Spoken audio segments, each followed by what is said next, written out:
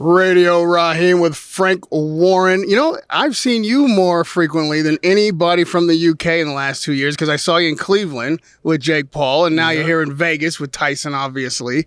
And for you, Frank, how has this pandemic been business-wise? How have you been keeping boxing going and keeping the spirits high?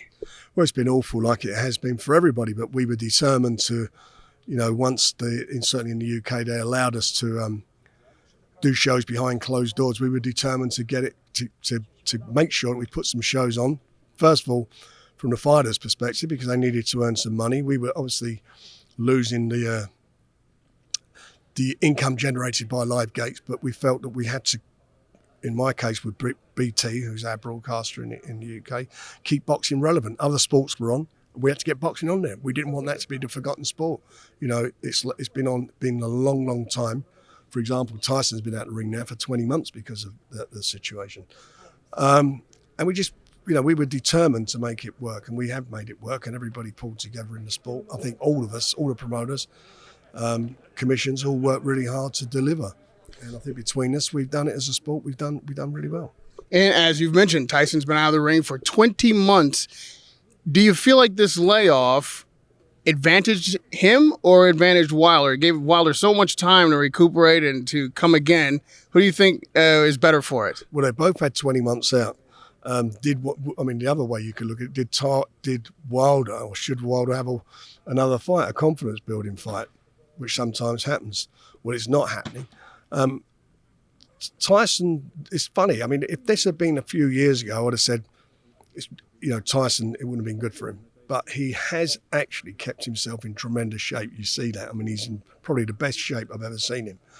Mentally, he's in a really good place.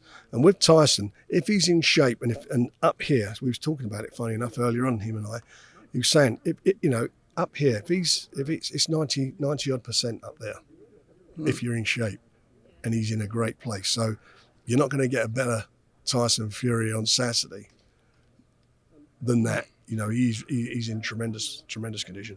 Thing is for Deontay is what he brings to the party now. I mean, can he change his style? Don't think so. Can Malik change him? At his age and so forth, I don't know whether he can, what he can add to his armoury.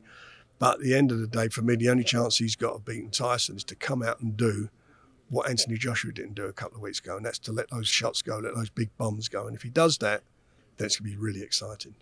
What do you make of the mental preparation Wilder has undergone for this fight? What we saw here on the stage the past many months, where do you put his mindset at? Well, his mindset a while ago and immediately after the fight, I don't know where he was coming from, all the different accusations. I mean, there were 9 different cheating allegations or whatever it was, which were all of them were rubbish. And I was a bit disappointed that he didn't take his loss with more dignity. But listen, it is what it is. People are different. Fact of the matter is, in his mind, he may believe all the things he's saying, but he's lying to himself if he thinks that. And as I say, on Saturday, he said something up here which in some ways is true, that the pressure's on Tyson now, not him. He's got nothing to lose, but he has got nothing. He's got a lot to lose. He's got, as Tyson said, he loses his legacy. He's been beaten twice. Tyson was cheated the first time, never cried about it, never bitched about it. It was a terrible decision. And the second fight, Tyson showed exactly what it was all about. He has a lot of pressure on him. He can sit there and say he hasn't, but he's got a lot of pressure on him. And for him, it's how do you solve the enigma, the conundrum of boxing Tyson Fury, fighting Tyson Fury, because he is without a doubt the best heavyweight of his generation. You look at him, all what he does, what he brings to the ring, all the great boxing brain he's got. For a guy who you look at and you wouldn't think he's as agile he is, his footwork, his hand speed, great chin, big heart. He's got a tough job in front of him, Deontay. So he's going to have to be, Malik Scott's going to have to really have unlocked Pandora's box and found some clues to beat him. And I think he's got a tough job on his hands. One fighter who did take his loss with dignity and grace and was able to accept it right there in the moment, Anthony Joshua. Yeah. He's got an opportunity to come again. as Wilder has. What do you make of his chances in the rematch with Usyk? And were you surprised by his performance in the first fight? No, well, I've done a few interviews before the fight, and I said that if Usyk's there at the end, he'll win on points. What I didn't expect was the way he won. I really thought that AJ would have come out and posed his physical attributes more, his jab, his size, which he didn't.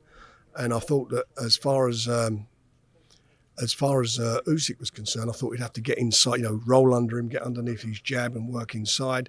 He didn't do that. He was out jabbing him on the outs. He was out jabbing the guy with a bit longer reach and the bigger guy, Southpaw. He was out jabbing him, and I was quite shocked at that. And he won the fight well, and he hurt him in the fight. He wobbled him earlier on in the fight, and he certainly in the last round, the bell saved him. I think he would have stopped him otherwise. And he did take it with dignity, but I don't think what else can you do? You get beat, you got beat. There was no debate about how he got beat. He got beat. And should he fight him again? I don't think, if he does what he does last time, I don't see him beating him. And even then, I think that Usyk will get more out of that win than Joshua. I don't see what Joshua can do any different to win that fight other than getting rid of all of the trainers and around him and try and change what he's doing. Will he do that? People forget about, you look at Usyk, a lot of people think about, he's done everything at cruiserweight. He's got sterling amateur record. He's done everything. It's been asked, come up and beat Joshua.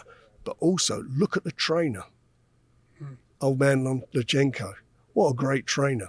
What a fantastic trainer, how he got his fight, how he prepares his fighters. I take my hat off to him. I think he's one of the best trainers in the world. And before I let you go, just a couple more. We had the big news of Joshua signing a lifetime deal with Eddie Hearn before this loss. I'm sure that upset the table that they had set. And if you were in that position, if you had Joshua for the rest of his career, what would you do with him? I wouldn't fight Usyk, and I'd try and make the match with Tyson. You try to make the match with Tyson without the belt? Yeah. Well, there would be a belt, be Tyson's belt.